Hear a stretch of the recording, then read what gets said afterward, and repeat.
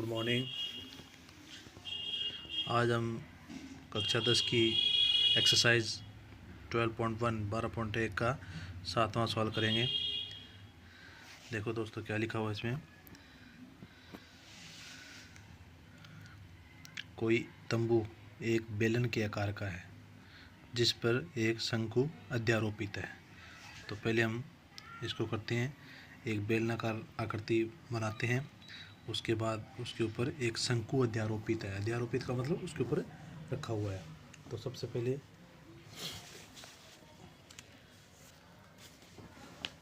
जैसे एक बेलनाकार आकृति बनाते हैं हम।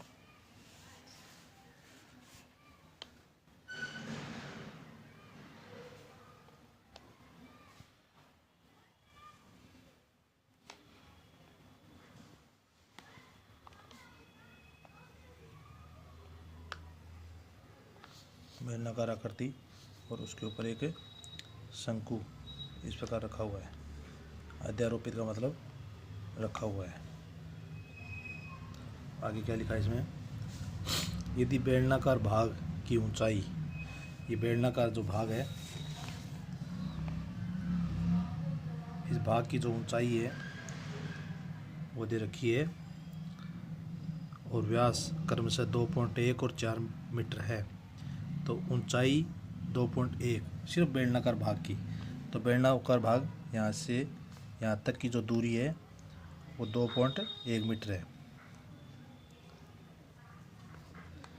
यहाँ तक की दूरी। और इसका जो व्यास है वो 4 मीटर है।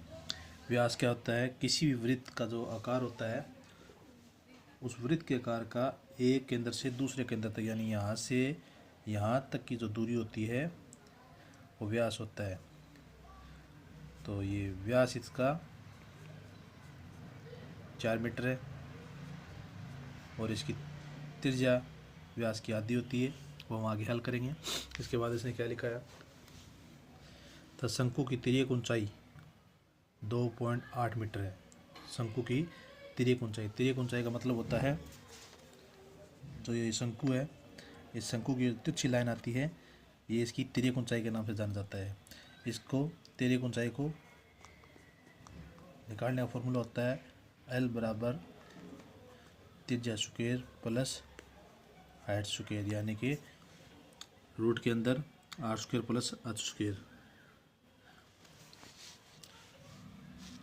तो इस तंबू को बनाने में प्रयुक्त कैनवास का क्षेत्रफल ज्ञात कीजिए। यानी कि इसका सही फॉर्मूला ये है।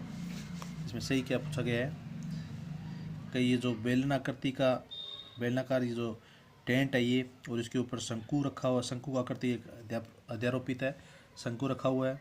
तो इसके ऊपर एक मतलब एक टेंट लगाने का मतलब इसमें कोई कपड़ा लगा रहे हैं और उसके बाहर लगाना है कपड़ा। तो हमें इसके बाहर की आकृति ज्ञात करनी है, ठीक है। और साथ में इसने साथ ही 500 रुपये प्रति मीटर स्क्वायर की दर से इसमें प्रयुक्त कैनवास की लागत ज्ञात कीजिए। यह ध्यान दीजिए कि तंबू के आधार को कैनवास से नहीं ढका जाता है। यानी कि ये जो नीचे वाला जो एरिया है ना तंबू का, ये इसको कैनवास का मतलब जो टेंट हम लगाएंगे वो टेंट उस कपड़े से नहीं ढका गया, क्योंकि ये टेंट इसके ऊपर से इस प्रकार लगता हुआ आएगा। जैसे हम अपने ब्याह शादियों में टेंट लगाते हैं ना, वो सीधा टेंट इन दीवारों से होता हुआ यहाँ तक लगेगा, नीचे नहीं लगाया जाएगा। इसका मतलब इसके नीचे का एरिया ज्ञात नहीं करना, आपको सिर्फ इसके बाहर का जो कपड़े का क्षेत्रफल है वो ज्ञात करना है। तो आप इसके लिए सबसे पहले हम रखेंगे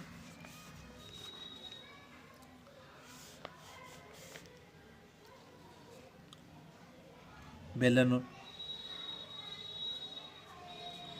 वह दिया क्या है, सबसे पहले दिया है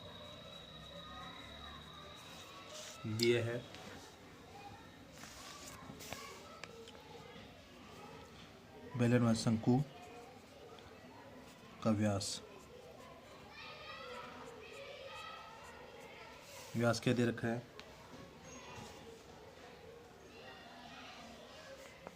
व्यास 4 मीटर। यानी व्यास ये शंकु का और बेलन का दोनों का व्यास एक ही है ये, क्योंकि ये जो सिरा है ये सिलेंडर के ऊपर यानी बेलन की गुड़ाई पे, और ये शंकु का जो ये ऊपर का जो हिस्सा है, ये दोनों एक दूसरे के ऊपर अध्यारोपित है। तो इसका जो व्यास है वो दोनों का 4 मीटर ही है। और व्यास क्या होता है, व्यास से त्रिज्या निकलती है। त्रिज्या बेलन व व्यास शंकु की त्रिज्या कितनी होगी, तो बेलन की त्रिज्या व्यास बेलन व शंकु की त्रिज्या निकालेंगे तो 4/2, यानी कि त्रिज्या निकालने का फॉर्मूला होता है कि व्यास की आधी होती है। तो त्रिज्या कितनी होगी, 2 मीटर।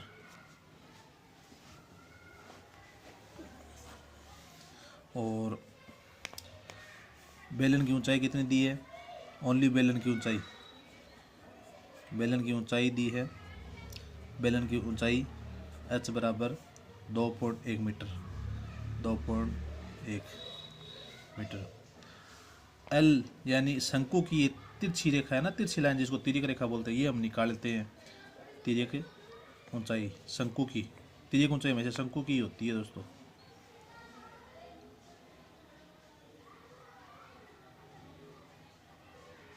सॉरी, तिर्यक ऊंचाई इसने दे रखी है, शंकु की तिर्यक ऊंचाई 2.8 मीटर दे रखी है दोस्तों। ये जो तिर्यक ऊंचाई है 2.8 मीटर दे रखी है। और न दे रखी हो तो ये सूत्र हमेशा यहाँ ध्यान देना, ये सूत्र होता है L बराबर रूट के अंदर r² + h², यानी जो आपको त्रिज्या दे रखी है वो त्रिज्या, और जो हाइट दे रखी है ऊंचाई, वो हाइट उनकी स्क्वायर करके रूट से बाहर निकालते हैं, तो आपको शंकु की तिर्यक ऊंचाई आपको प्राप्त हो जाएगी। तो आप लिख देते हैं शंकु की तिर्यक ऊंचाई, जिसको L से लिखा जाता है, कितनी दी है, 2.8 मीटर। अब ये सारी चीज़ दे रखी है आपको, बहुत ही आसान प्रश्न है दोस्तों। तो इसमें आप क्या करोगे, इसमें बेलन और शंकु का कैनवास का क्षेत्रफल ज्ञात करना है।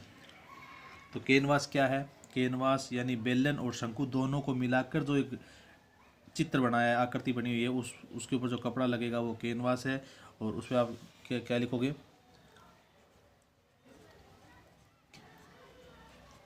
कैनवास का क्षेत्रफल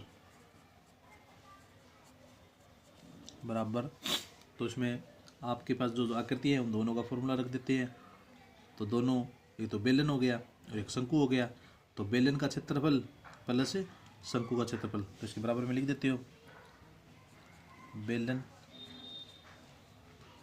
का क्षेत्रफल प्लस शंकु का क्षेत्रफल। दोस्तों इस एक्सरसाइज के अंदर आपको फॉर्मूले ज़रूर याद करने पड़े। अगर आपको फॉर्मूले याद नहीं है तो आप अपने प्रश्न हल नहीं कर सकते, फॉर्मूले ज़रूर याद होने ज़रूरी है।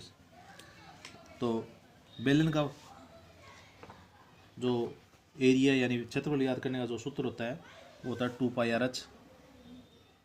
हर प्रश्न को तरीके से करना होता है दोस्तों, एग्ज़ाम में तभी आपको नंबर देगा, वरना नंबर नहीं देगा। और शंकु का जो क्षेत्रफल याद करने का सूत्र होता है वो πRl। बेलन का 2πRh और शंकु का πRl, दोनों को आप जोड़ करोगे, दोनों को जोड़ने के बाद में जो मान आएगा उस कैनवास का एरिया आ जाएगा, इसमें कितना एरिया कपड़ा लगेगा। तो चलते हैं आगे, इस प्रश्न को हल करते हैं। पहले इन दोनों में कॉमन चीज़ देख लो, आसान हो जाएगा। तो इसमें πr दोनों में कॉमन है, तो πr को तो हम बाहर ले लेते हैं।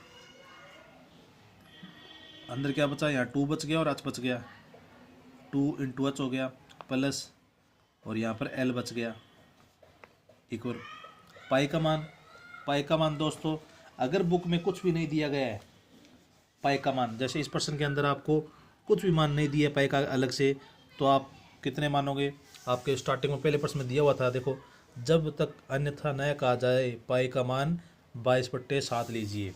तो आप यहाँ पर पाई का मान कितना लोगे, 22/7। और जब मान दे दिया जाता है तो उसमें क्या होता है, 3.14 देते हैं, वो कभी कभी देते हैं कुछ सवालों, बाकी जब नहीं दिया जाता पाई का मान तो आप 22/7 ही रखोगे। आर का मान गुणा में, तो आर कितना है दोस्तों, 2 मीटर, ब्रैकेट 2h, 2 गुणा में h का मान कितना है, 2.1,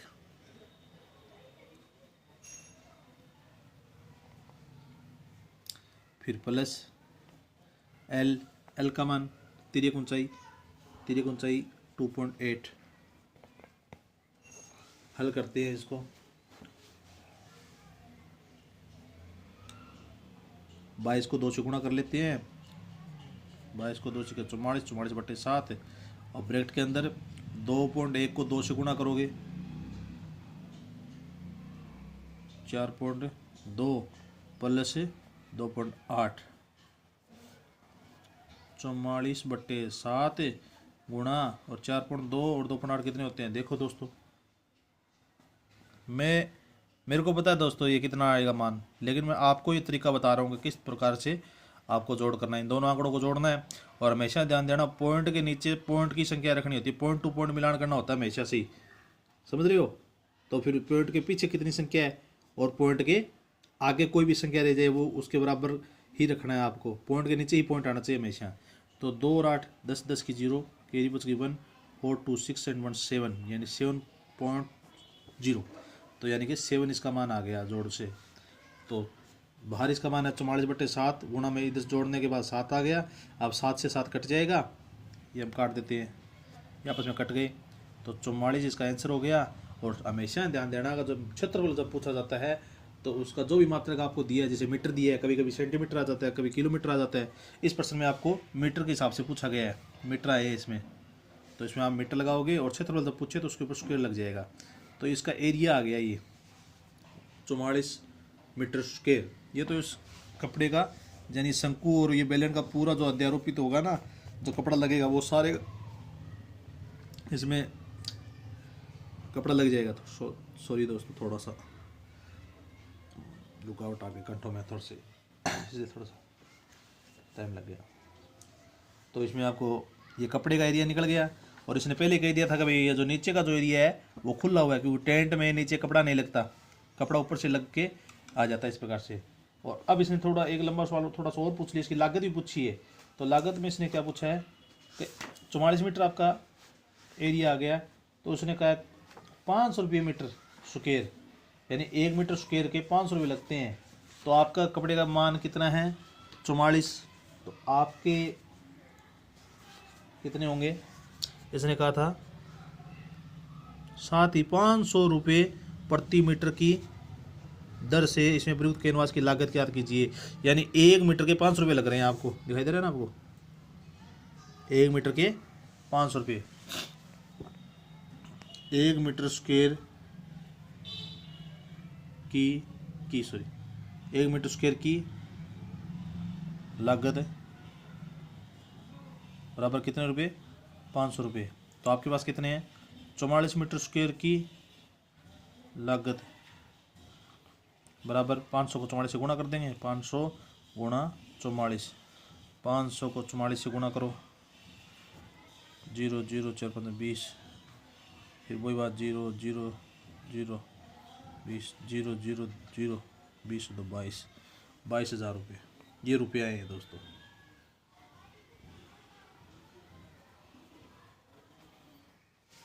ये आ गए 22,000 रुपये आ गए। और इसका एरिया कितना आया था कपड़े का, कैनवास का? 44 मीटर स्क्वायर। ओके दोस्तों, तो इस प्रश्न को मैंने बहुत ही आरामपूर्वक समझाया है। अगर थोड़ा दिक्कत आए तो उसको दोबारा रिपीट करके देख लें। थैंक यू दोस्तों। आगे जो भी प्रश्न बचे उनको एक एक करके हम दोबारा और समझा देंगे। ओके दोस्तों।